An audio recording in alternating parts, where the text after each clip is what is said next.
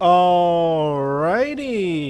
Hello, ladies and gentlemen, and welcome back to another episode of Dark Souls 3.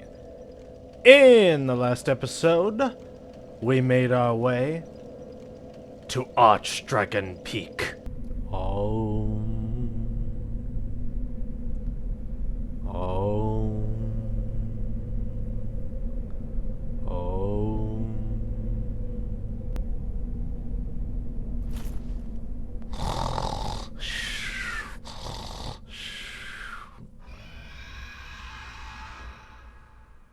Ah! Where am I? One of, if not the coolest area in the entirety of the Dark Souls 3 series. And we did some stuff and things. We fought some snake dudes. You missed. Missed again. Oh, you hit me this time. Ow. Screw you, buddy. We ran around and fought and drop-killed a dragon. Somebody important? Well, we'll see.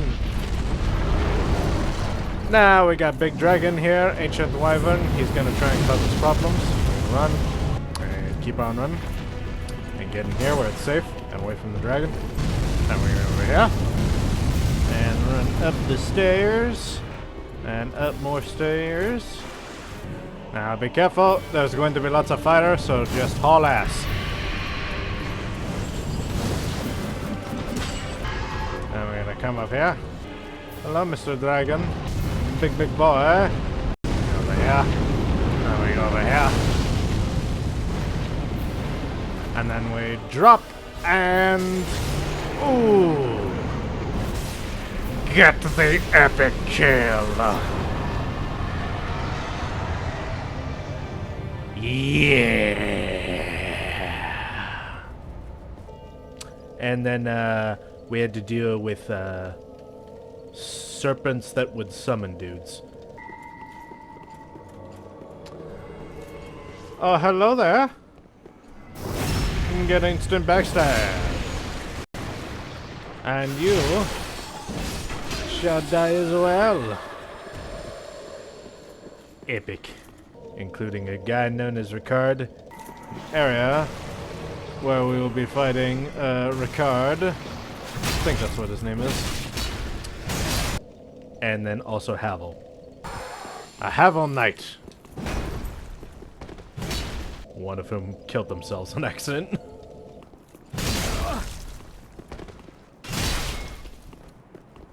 Oh.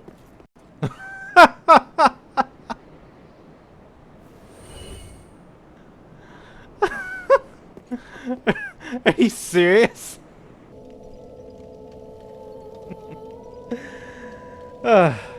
Anyways, in today's episode, we're just gonna pick up from where we left off and continue with the grand adventure back to the Great Belfry. And most likely we're gonna get to the boss. Hopefully, probably, maybe yes, no, hopefully so. Tailbone Spear. Archdragon Peak. Yeah. Righto, so that's where we came from.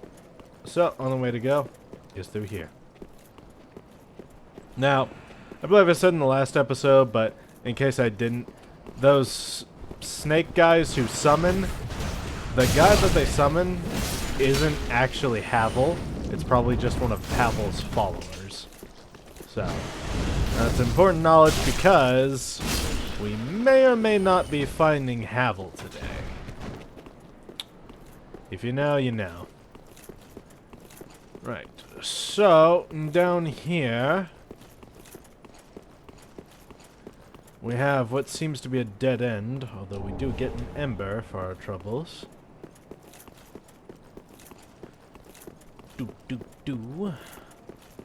So we can go over this way. I'm gonna grab this large soul of a crestfallen knight.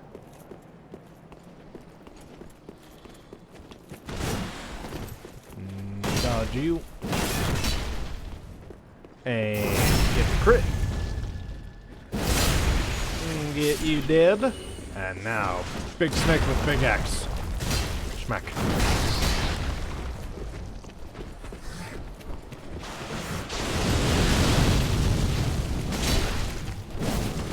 Ow. Fight me by yourself, coward. But of course you won't. Such shameful to dishonor one-on-one combat by bringing in your sons. Oh god.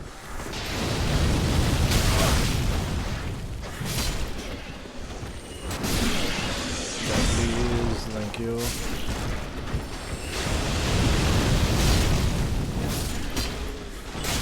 Oh god. Oh Jesus. Where did you guys come from? Christ. I was not expecting the additional reinforcements.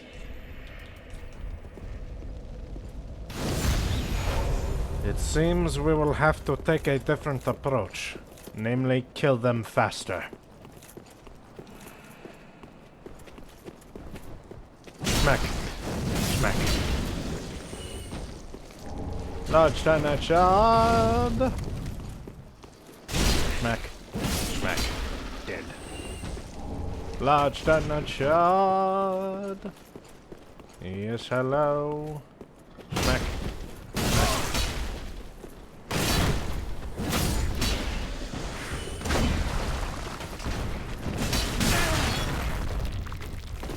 Uchi. Oh god. Come over here. Well, we will not be disturbed. Ow. Ass. Dead. That's right. I poked him to death. Hello. Smack. Smack. Dead. Oh god.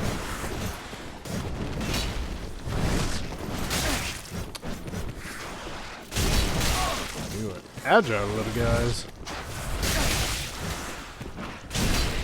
Deal lots of damage very quickly. It's very bad for me. Right, and now two big guys.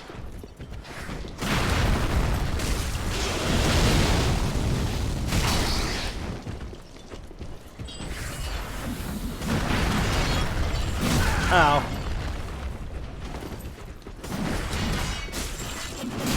Ow. Heal. Ow.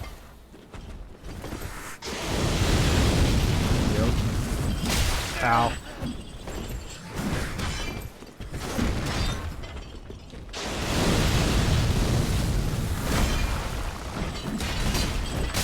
Ow. Oh god.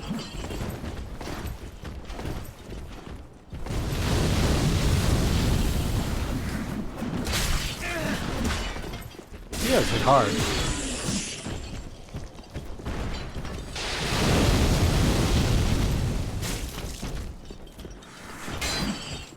Ha! You hit a wall.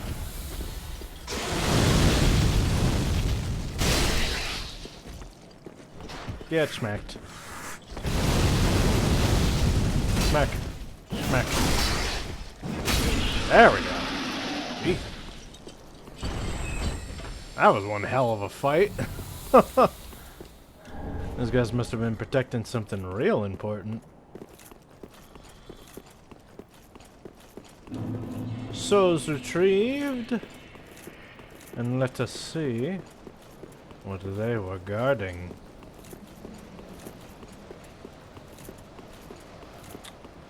Well, as it turns out, they were protecting this. Let me, no, not that. Get me up.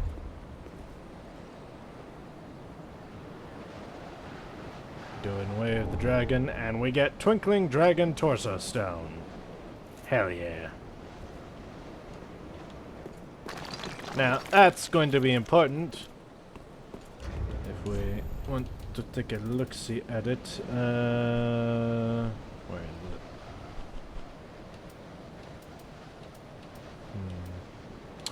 Right, so we have Dragon Headstone, Dragon Torso Stone, and Twinkling Dragon Torso Stone. So, Dragon Headstone, gain Dragon Head and emit Dragon Breath. Gain Dragon Torso and roar like a dragon. Gain Dragon Torso and roar until death. Yee.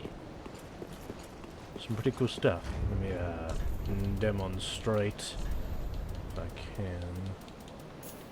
can. Dragon Headstone. Oh, right. I need to take off the helmet, so... Anyway, it's like the dragon transformation in Dark Souls 1 and so on, so... If you know what that is, then you'll know what those are. Is cool, but I'm not going to mess with it, although it is important to grab that because that's a thing that we're going to need for Hawkwood. Because Hawkwood... We haven't seen him in a while, but while he's been out and about, he got in touch with his love for dragons, so... Oh, hello. Dead. And we'll climb that in a second. This is fine. Twinkling Titanite. And now, up here, we have, potentially... the real OG, the man, the myth, the legend, the Rock himself, Havel.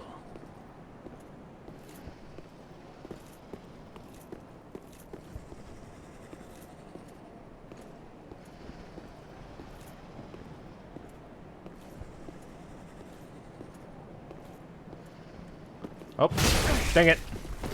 Wanted to get the backstab, but I messed it up. Oh well. Anyways, Havel the Rock.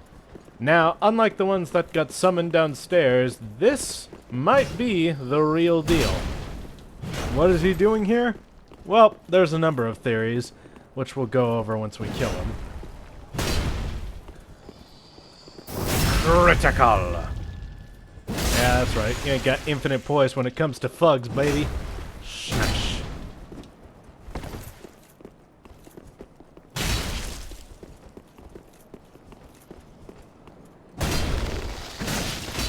Oh, and now you guys got infinite poise.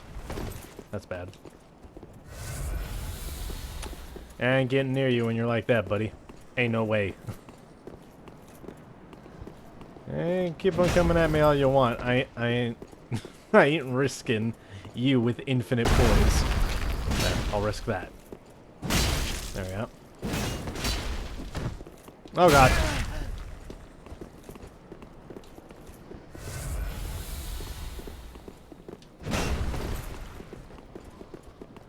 You like to swing. Ow. Oh god. You hit so hard. It's so scary.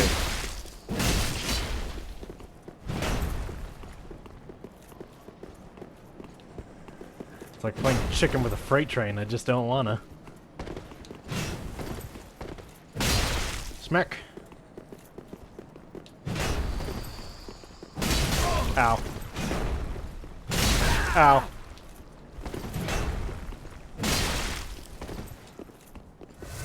Oh god. So close. You just keep barely whiffing there. And dead. There we go. Whew. Scary.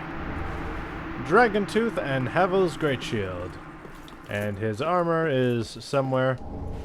I think. Although, no, I think we already have his armor, actually. Don't we? Let me see. Do we or do we not? No, we don't. I don't think we did. I don't know. That's probably being sold by the merchant lady. We do get his shield, though. Havel's Great Shield. A tremendously solid and heavy great shield cut straight from a great slab of stone. Said to be a relic of the legendary Havel the Rock, along with the Dragon Tooth, the shield is imbued with a special power reminiscent of Havel himself. And his sword, which is somewhere. Where is it? There it is. Oh, I could actually wield this if I wanted to. Created from an everlasting dragon tooth that will never break. Left by Havel himself along with his boulder-like great shield, grants its wielder resistance to magic and fire.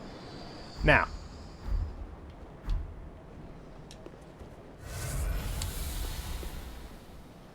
two theories on who we just fought. Theory number one being actual Havel himself. Now, if you'll remember in Dark Souls 1, we did fight a guy that looked like Havel in the bottom of the tower. But, as I mentioned in my Dark Souls 1 playthrough, there's a theory that that's not actually Havel, that instead that's one of Havel's followers pretending to be Havel still imprisoned in the tower. And a couple of reasonings behind that theory is, well, A, the fact that Havel isn't probably hollow. Considering the fact that hollow and humanity as a whole doesn't seem to jive with fire all that much, but the Havel that's down there spent his time standing before the one torch in that room and looking up at it. And he's the only NPC to specifically do that. Even when you beat him, he'll return to standing before that torch and looking up at it, which is unique behavior, very different from most hollows. Even though hollows don't really shy away from fire, they also don't pay it so much attention. Whereas that guy seemed to be focused on it, almost in a reverent way. So it's presumed that that guy wasn't actually Havel, but was instead a follower that took his place in imprisonment. Theory 2 is that guy was actually Havel, but, you know, whatever. Anyways, following Theory 1, it is believed that Havel went on to do many different things and eventually ended up here, alongside, you know, the dragons of the Archdragon Peak.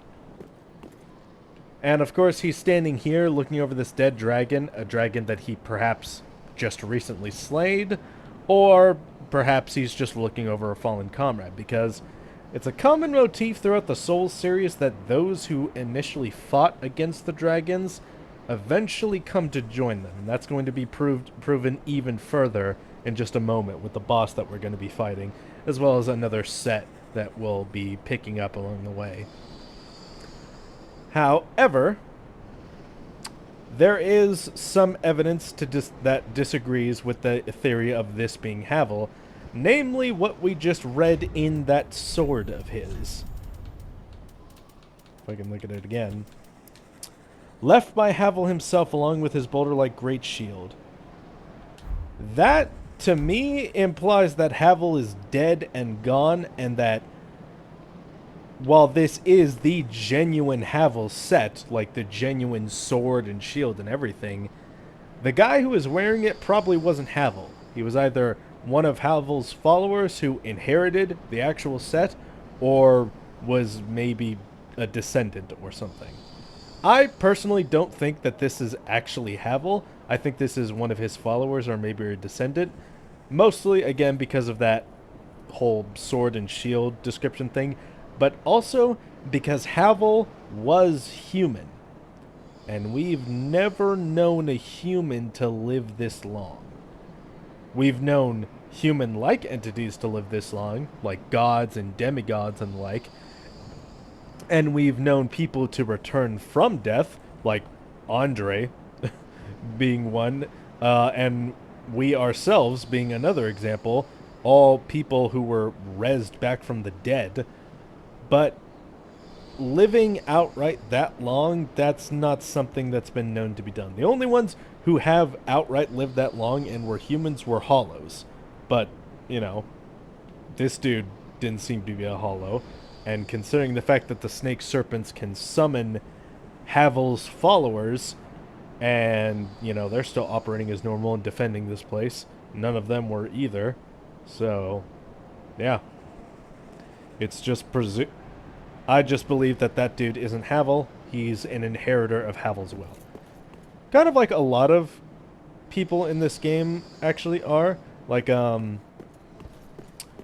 For example, consumed King Osiris, he seemed to be the inheritor of Seeth's will, doing very similar experiments, ending up looking just like him, having similar powers with the, yeah. And then,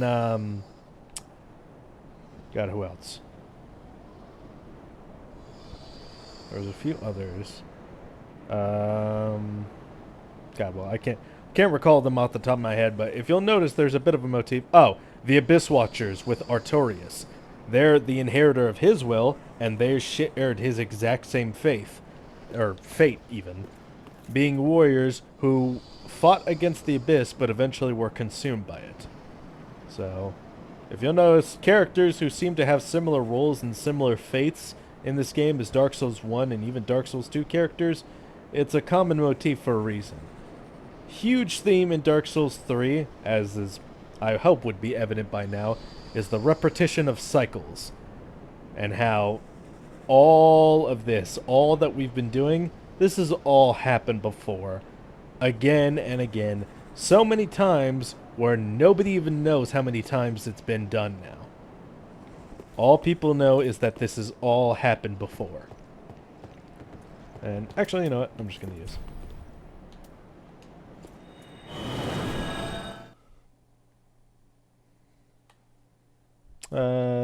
Actually, well, we have souls we should spend, so actually going to do a shrine. Firelink Shrine to spend these souls because the guy we're about to fight, he's going to kick our ass. And, we'll double check give the... She's got the Havel set. She should...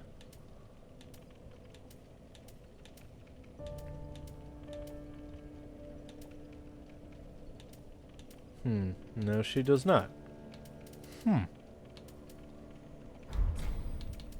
Ashen One. Where do I get the Havel set then? Whatever. Ashen One. Thou then call Yes, yes. Very Level me up, please. Oh. More health, please. Mayst thou thy... Yes, indeed. Right. Let us travel back to the Great Belfry.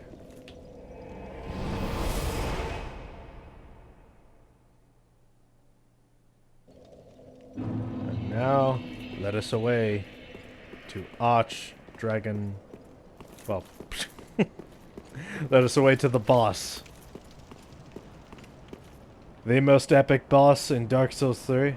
Or, no, actually, contender for most epic boss of Dark Souls 3. Like, neck and neck with another character who... We'll see him eventually. Allow us to pull the lever.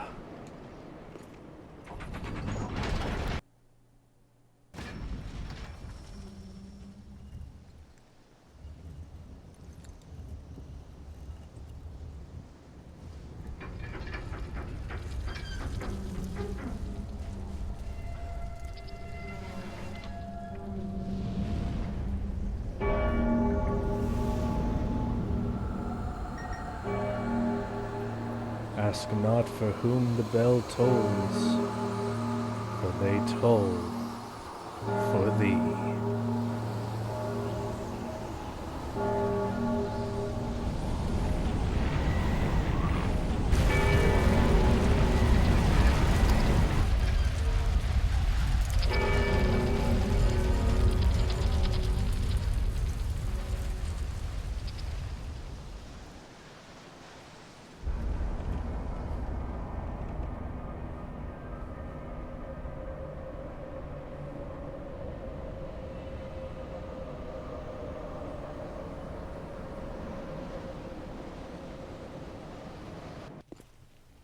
Let's do this.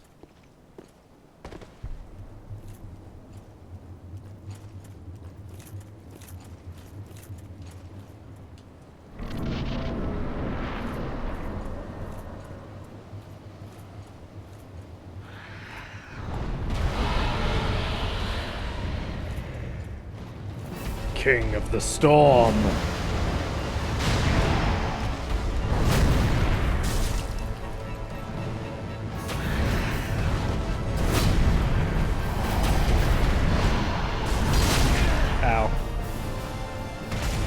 do this! One of the most epic battles in all of Souls.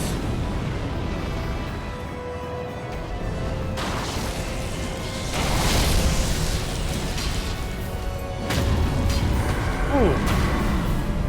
Got the stun. And now, crit. And dead.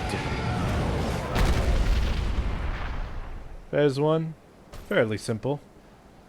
Phase 2, on the other hand.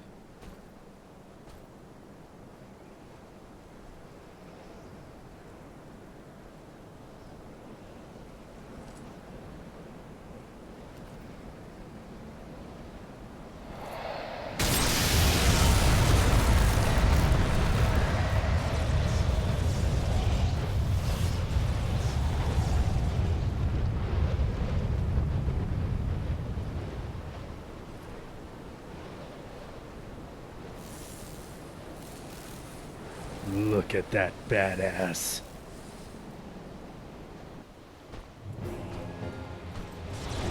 The Nameless King. Ow. Ow. Ow.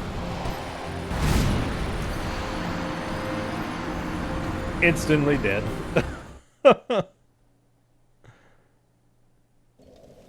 Yep. Well, I expected to die multiple times. Honestly, I did not expect to go through phase 1 that easily. That surprises me that I actually managed that. Now, thankfully, unlike most other bosses throughout the Soul series, when you fight this guy and you die, your souls appear right outside. For the most part. I think there's a couple times I've seen that they don't, but usually they do. And that's very nice. Because the devs knew that there's no way you're getting your souls back if your souls are in here.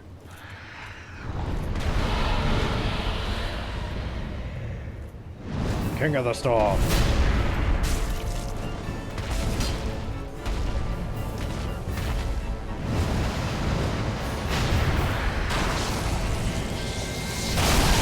Ow.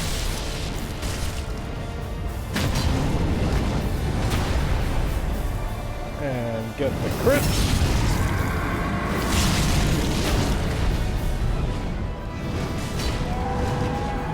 And dead.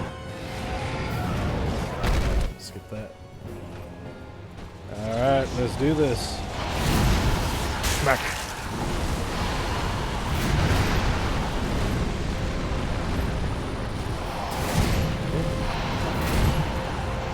Smack. Ooh.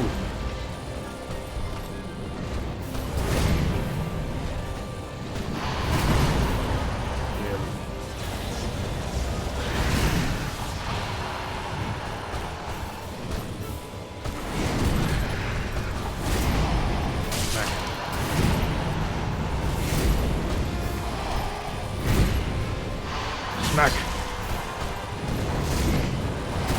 Ouch. Heal. Oh jeez. Smack. Smack.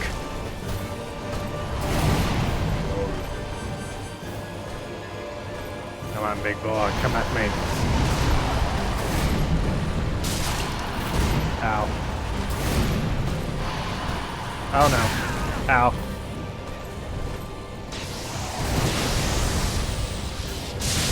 Oh god.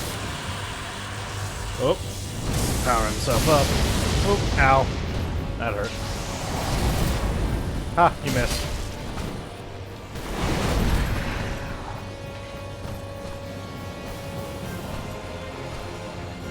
Listen, come on. Oh god. Ow.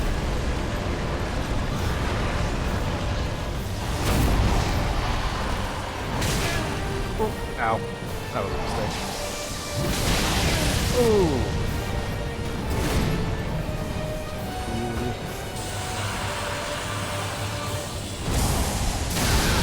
Ooh. Got timed that better. Ah, missed. Smack.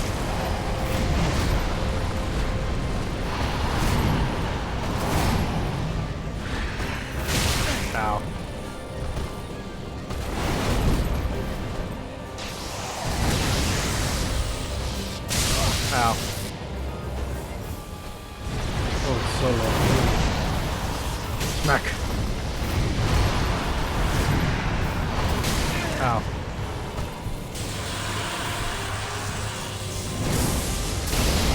There we go.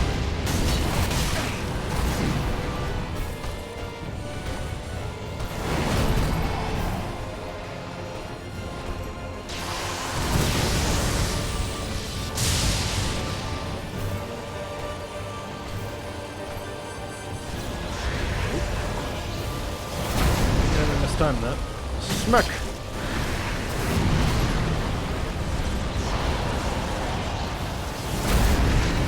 Smack. Smack.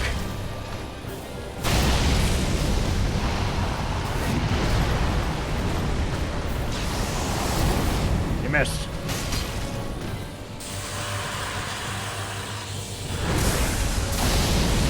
And smack. And dead. Wow. Second try. Wow. I cannot believe I got that on my second try. That is insane.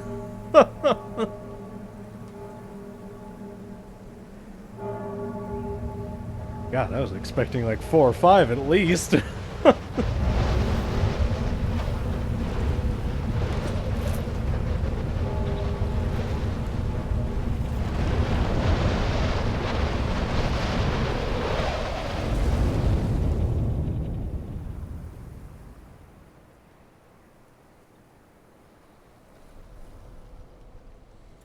And all is clear.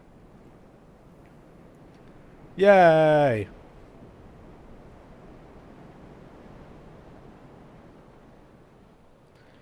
We defeated the big bad guy. It took all of our Estus to survive. Whew. What a battle. There's a reason why that battle is so amazing. Right, there we get a Titanite slab. Yeah, that is definitely one of the coolest bosses ever. Just in general.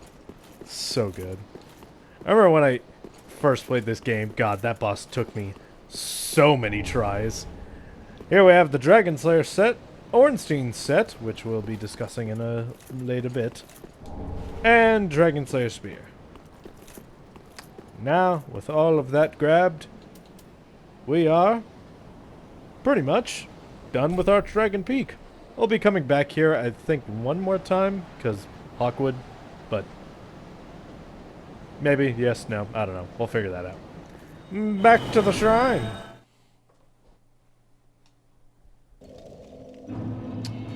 Righto, before we forget, let us spend these souls. Yes. And there we go. Mayst thou thy peace. Right. So, who in the hell did we just fight? Well, that dude may or may not have been the firstborn son of Gwyn, banished from the annals of history, soul of the Nameless King. Let's get the evidence. So, soul of the Nameless King. The Nameless King was once a dragon-slaying god of war before he sacrificed everything to ally himself with the ancient dragons. So, that's clue number 1. Clue number 2 will be in... Let's see. If it's here... Here we go. Golden crown. This golden crown, buried amongst long strands of bristling ash, is said to closely resemble that of the First Lord. Ashen one. Clue number 3.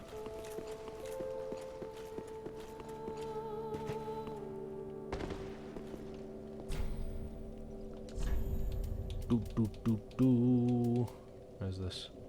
Ah, no, not that. Dragon Slayer Sword Spear. a dragon hunting weapon from the Age of the Gods, the earliest form of the cross spear, serving as both sword and spear. Its owner was the Nameless King and deific hunter of dragons. The sword spear is imbued with lightning, of which he was the heir. And then we have Storm Curved Sword. Curved sword imbued with the strength of the Storm Drake, the Nameless King, ally of the ancient dragons, fought beside the Storm Drake in countless battles. When the great beast fell, the king claimed his soul, as was the custom in the Age of the Gods. And finally, Lightning Storm. Miracle of the Nameless King, allied to the ancient dragons. Once a slayer of dragons, the former king and war god tamed a storm drake on which he led a lifetime of battle. This miracle is likely a tale of their bond. And even more clues with... Let me see, where is it? Where is it? Can I find it? Dragon Slayer Spear. Cross spear associated with Ornstein the Dragon Slayer, a weapon of the gods imbued with the strength of lightning. Two-handed thrust utilizes the support of the cross and requires great might, but can pierce deep into the flesh of dragons and send mere men flying. Not that. Here we go. Golden Lion Helm associated with Dragon Slayer Ornstein from the Age of the Gods and imbued with the strength of lightning. In the Dragonless Age, this knight, who long guarded the ruined cathedral, left the land in search of the Nameless King. So, if you'll recall from Dark Souls 1, there were mentions of a firstborn son of Gwyn who was born a god of war, waged war against the dragons, but eventually was banished from the annals of history, and even his name was not known. The Nameless King is presumed to be that very firstborn son, evidence being his, well, the crown, all the descriptions I just read, his association with lightning, everything. It's pretty obvious that he's the firstborn son of Gwyn. So, what happened? Well, the story isn't clear. We only have very few remnants of an idea, but it seems that after leading the war against the dragons in the War of Disparity alongside his father, at some point the Nameless King decided to side with the dragons for some reason. Now, it's not known why. There are any number of motivations, from things like him just simply wanting to extend the war and thus joined the opposing side to make it last longer. Other theories, or I guess motivations you could say, are a bit more charitable to his character, stating that the Nameless King did not want to genocide the dragons, so he switched sides to defend them and prevent their outright extinction. Who really knows? It's anyone's guess. Honestly, I like the idea that he joined up to prevent the dragon's extinction, and maybe also he didn't like the whole Age of Fire being permanent thing. Anyways, so he joined up with the dragons, tamed the Storm Drake, which also might be a thing called an Oni. And the reason why people think that is Oni Slayer Great Arrow. Large arrows used to destroy a giant horned Oni in the eastern land. Made from the feathers, no, not that one. Maybe the bow? Oni Slayer Great Bow. A unique great bow handed down in an eastern land where tales are told of its use in slaying giant horned Oni. Drawing a bow of this size takes time and leaves the user vulnerable. Only specialized great arrows can be fired from the bow. Yeah, so it's presumed that the dragon he was flying might have been an Oni, or at least some people theorize, mostly because that dragon has a more eastern design than most other dragons do. I don't know. There's not really much evidence pertaining to it, but I think if it is or if it isn't, might be fun either way. Anyways, so it seems at some point he tamed that drake, rode on its back, and then just joined the dragons. And he was definitely not alone in joining the dragons. Obviously, Havel's followers are alongside the dragons too. They're summoned by the snake chanters to defend Archdragon Peak, so clearly they're they're siding with the dragons to protect Archdragon Peak, which I find to be interesting. And, as noted by the armor set, it seems Ornstein also went off to join the dragons in his search for the Nameless King. Now, Ornstein was one of the 4 Knights of Gwyn, but it's also believed that Ornstein was the captain of the Nameless King's forces, and was loyal to him in particular. I think there's a ring or something that dictates this tale. I don't remember which one. If I can find it, I'll maybe mention it in the next video, or I'll make note of it here or something internet. Anyways, so the armor dictates that Ornstein went off in the Dragonless Age and found the Nameless King and joined up with him. Now, does that mean Ornstein from Dark Souls 1 was actually there, or was he an illusion? Honestly, it's tough to say. The only other actual illusions that we've known to have, full form are Guinevere from Dark Souls 1, because she is an illusion created by Gwendolyn. But she goes down in a single hit, whereas Ornstein has a whole boss fight to him. So, if Ornstein was an illusion then, he's certainly a more complex one. You can also take the other theory that each of the Dark Souls games is in its own timeline, and while they may have events referencing each other, they're not on the exact same set path. Honestly, I'm preferential to the later theory that each of the Souls games is in its own unique timeline, and that while they share a lot of similar events, certain specific ones, like Ornstein being killed in Dark Souls 1, may be different. So, I think in Dark Souls 1 we fought actual Ornstein, and in Dark Souls 3, Ornstein wasn't slain at that time, instead he just abandoned his station. There's also a third theory, I guess you could say, which I don't hear talked about much, but I have seen it here and there, suggesting that perhaps Ornstein was also resurrected at some point, maybe recently or whatever, and that's why he was able to go off and find the Nameless King. I don't know, it seems like, I mean, I guess I could see it, considering other characters that, are also clearly resurrections, including us, but I don't know, there's nothing really pertaining to the idea that he's been resurrected, so I don't know if I put much stock in that theory in particular. Anyways, I just think it's interesting that some of the most prominent Dragon Slayers in Dark Souls 1's era are now sighted and fighting alongside the dragons in the Dark Souls 3 area. Kind of strange, but it's almost fitting in a way, because, well, clearly several of them had reasons. The Nameless King obviously had his reasons, which unfortunately we don't get too many ideas of. Ornstein wanted to find the Nameless King, and if that meant joining up with the dragons, he seemed to be more than happy to do it.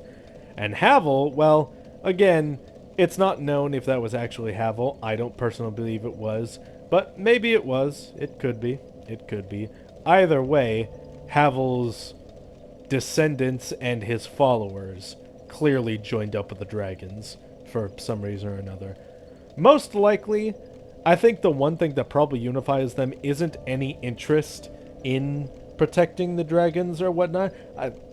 I think the more likely reason is that they were against the prolonging the Age of Fire. Because if you remember in Dark Souls 1, Havel was at the center of a plot against the gods. Like a heretic plot to kill the gods. Which is like, whoa. Now, His personal reasons probably had to do with Seath, but like, he was against the gods in general at some point. So, I don't know if just being against Seath can account for all of that. Probably implies that he was against the other gods for other reasons too. So, I don't know. And then Ornstein, well, Ornstein's probably is just loyal to the Nameless King, but the Nameless King, I imagine he also probably wasn't jiving with an endless age of fire. I don't know, there's just, they all turn against the gods and join up with the dragons for their own reasons, and it's just fun to think and talk about and discuss. Anyways, what are we going to do with that soul? Well, I want, nope, wrong chair. I want that iconic weapon. The weapon of all weapons. The great Dragon Slayer Sword Spear. Now this is more of a dex weapon, so unfortunately I can't use it in this fight, in this playthrough. But that's fine. Having it is more than enough for me. Now, I think this is a good spot to stop the episode. Next time, we will actually be getting into the DLC proper. Into some of the best content that Dark Souls 3 has to offer, including some of the best bosses. I know we just ended off on an epic boss, but the DLC bosses are also contender for best bosses in the series, so get excited for that. And thank you guys for watching. Remember to like and subscribe if you've enjoyed. Maybe leave a comment down below too. I would really appreciate that. And I will see you all next time for the Ashes of Ariandel.